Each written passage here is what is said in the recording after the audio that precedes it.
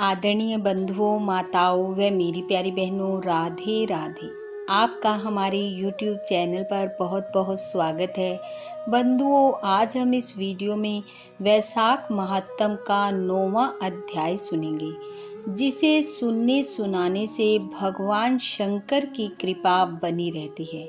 महात्म सुनने के बाद आप हमारे चैनल को सब्सक्राइब करें, बेल आइकन को प्रेस करें ताकि हमारी वीडियो की नोटिफिकेशन सबसे पहले आप तक पहुंचे। वीडियो को शेयर व लाइक भी जरूर करें। नारद जी ने राजा अम्बरीश को वैशाख महात्म का 9वां अध्याय सुनाते हुए बताया कि जब ऋषि श्रुतदेव ने मिथिलापति को बताया कि अन्न और जल का दान न देने के कारण इक्ष्वाकु वंश के राजा को अनेक पशु पक्षियों व छिपकली जैसी योनियों में से गुजरना पड़ा, तो ऋषि की बातें सुनते सुनते मिथिलापति के मन में एक और सवाल उठ खड़ा। उन्होंने ऋषि श्रुतदेव से पूछा कि अन्न जल का दान न देने और साधु महात्माओं की सेवा न करने के कारण राजा को चातक, गिद्ध और छिपकली की योनि मिली, लेकिन राजा ने अपने जीवन में किसी को कोई कष्ट नहीं पहुंचाया था। फिर बिना किसी कारण के उस राजा को कुत्ते की योनि किस कारण मिली, मैं ये जानना चाहता हूँ। हे ऋषिवर, इस बात को लेकर मेरे मन में कई तरह के संदेह उठ रहे हैं। कृपया आप मेरी शंका का निवारण करें। मिथिलापति की बात सुनकर महायशस्वी श्रुतदेव जी ने कहा कि तुम धन्य हो।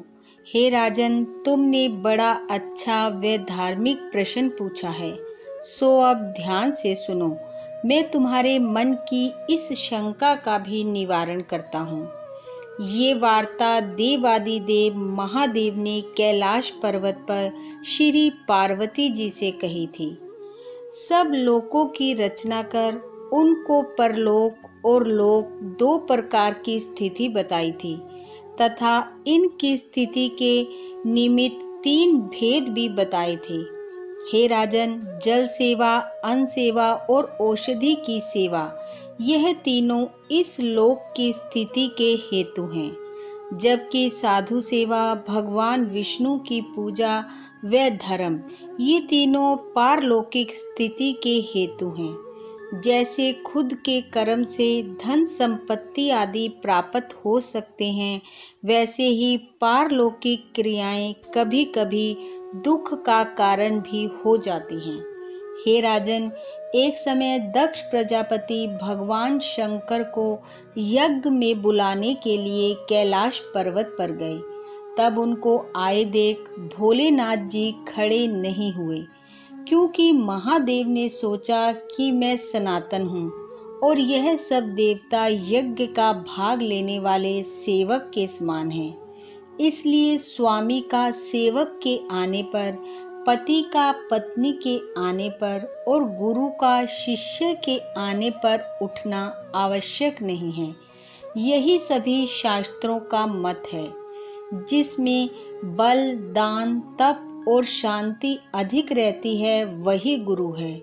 जो स्वामी स्वयं सेवकों के लिए उठते हैं, उनकी आयु, धन और यश तत्काल नष्ट हो जाते हैं।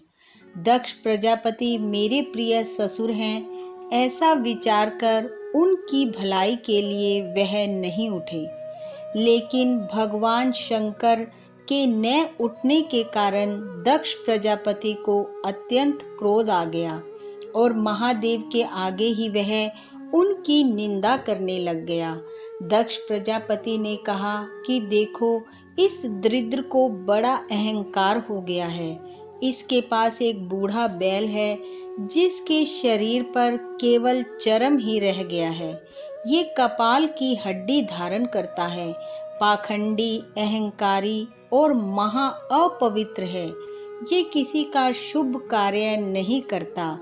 दरिद्रता के मारे शीत से दुखी होकर हाथी की चर्म ओढ़ता है। सर्प इसके आभूषण है और शमशान इसका घर है। धीरज और ज्ञान नाम की इसमें कोई चीज नहीं है। भस्मासुर से डर के ये दूर भाग गया था। भूत प्रेतों के साथ रहता है तथा इसके कुल का कोई अता पता तक नहीं है।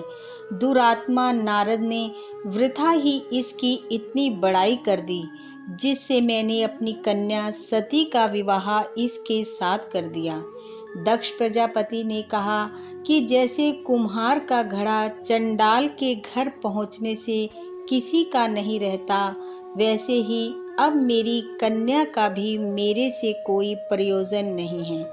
इस प्रकार दक्ष प्रजापति ने भगवान शंकर और सती को यज्ञ का निमंत्रण नहीं दिया और बड़े कुवाक्य बोलकर वापस चला गया।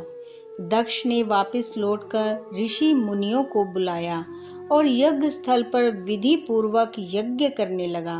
हे मिथिलापति, इस यज्ञ में ब्रह्मा और विष्णु भी नहीं आए, लेकिन सिद्ध, चारण, गंधर्व, यक्ष, किन्नर, राक्षस और अन्य सभी देवता यज्ञ में पहुंच गए। इसी कारण सती के मन में भी यज्ञ देखने की लालसा उत्पन्न हो गई। सती ने सोचा कि मैं भी किसी तरह यज्ञ का उत्सव देखूं और इसी बहाने मैं अपने सभी सगे संबंधियों से भी मिल लूंगी। हे राजन, जब सती ने यज्ञ में शामिल होने की इच्छा भगवान शंकर के समक्ष रखी, तो महादेव ने उसे यज्ञ में ना जाने की सलाह दी। भोलेनाथ के बार बार समझाने के बावजूद वह नहीं मानी और जाने का निश्चय कर लिया। भगवान शंकर ने कहा कि भद्रे, तुम्हारा पिता सभा में बैठकर भी मेरी निंदा करता है। यदि ऐसा हुआ तो तुम सहन नहीं कर पाओगी और तुम अवश्य अपना शरीर त्याग दोगी। इसलिए मैं कहता हूँ, तुम अपने पिता के घर मत जाओ, इसमें कल्याण नहीं है। इतना समझाने के बावजूद सती नहीं मानी और चुपचाप कैलाश पर्वत से अपने पिता के घर के लिए चल दी। तब पीछे जाकर नंदी ने उन्हें अपनी पीठ पर बैठा लिया। कितने ही भूत प्रेत आदि भी उनके साथ चल पड़े। जब सती अपने महल में पहुंची तो वहां किसी ने भी उनके साथ बात तक नहीं की। तब भगवान शंकर की बातों को याद करती हुई वह यज्ञशाला में पहुंची, लेकिन वहां पर भी सभा के लोग सती से कुछ भी न बोले। सती चुपचाप वहां खड़ी रही और रुद्र भगवान की आहुति तक वह अपने पिता की चेष्टा देखती रही। जब दक्ष प्रजापति ने रुद्र की आहुति नहीं दी तो सती ने क्रोध में भर कर कहा कि जो बड़ों का अपमान करते हैं उनका कभी कल्याण नहीं होता। तुमने सारे जगत के रचयिता अविनाशी रुद्र को आहुति नहीं दी। हे पिता, यहाँ जितने ऋषि मुनि महात्मा एकत्रित हुए हैं, उनमें से भी किसी ने आपको सद्बुद्धि नहीं दी। मुझे ऐसा लग रहा है कि विधाता तुम्हारे साथ साथ इनके भी प्रतिकूल है। हे मिथिलापति, जब सती यह वचन कह रही थी तब पूषा देवता मुंह फाड़कर हंसने लगे और कर्महीन भृगु अपनी दाढ़ी मूछ फड़काने लगे। दक्ष निंदा करने लगा। ये सब बातें देखकर सती का क्रोध बढ़ गया और अपने पति की निंदा सुनकर प्रायश्चित के रूप में सबके देखते देखते वह हवन कुंड में कूद गई। सती के हवन कुंड में गिरते ही चारों तरफ हाहाकार मच गया। उधर भगवान शंकर के गण तत्काल भागकर कैलाश पर गए और महादेव को सारी व्यथा सुना दी। महादेव ने कालांतक धारण कर लिया और क्रोध से अपनी जटाएं उखाड़कर पृथ्वी पर दे मारी, जिससे बड़ा बलवान महाकाय वीरभद्र उत्पन्न हो गया। हे राजन, भगवान शंकर ने उस वीरभद्र को आज्ञा दी कि मेरे निंदक दक्ष का नाश कर दो। जिसके कारण सती को अपना शरीर त्यागना पड़ा। महादेव जी की आज्ञा पाते ही यमराज की तरह दिखने वाला और हजारों भुजाओं वाला वीरभद्र शीघ्र यज्ञशाला में पहुंच गया और वहां उपस्थित देवताओं, असुरों और मनुष्यों को मारने लगा। उसने भृगु की दाढ़ी मूछें उखाड़ डाली।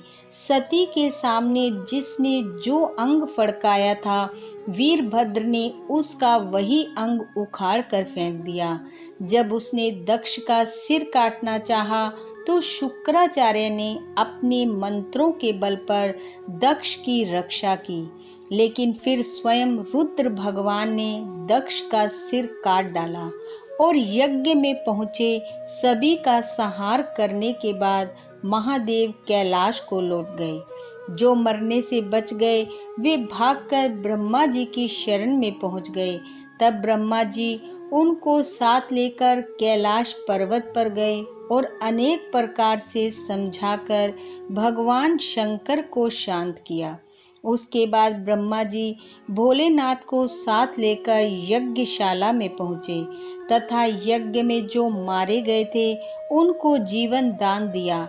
महादेव ने दक्ष के धड़ पर बकरे का सिर रख दिया, जिससे आज तक उनके उपासक दक्ष को उनकी प्रसन्नता के लिए बम बम करते हैं। भृगु जी के मुख पर बकरे की दाढ़ी लगा दी, पूषा के दांत नहीं लगाए। उनसे कह दिया कि वह पीस कर खा लिया करेगा। इस प्रकार सबको अंग सहित किया और दक्ष फिर से यज्ञ करने लगा। यज्ञ संपूर्ण होने पर सभी देवता अपने अपने स्थान पर चले गए। इति वैशाख महत्तम नवम अध्याय समाप्तम। बोलो विष्णु भगवान की जय। राधे राधे।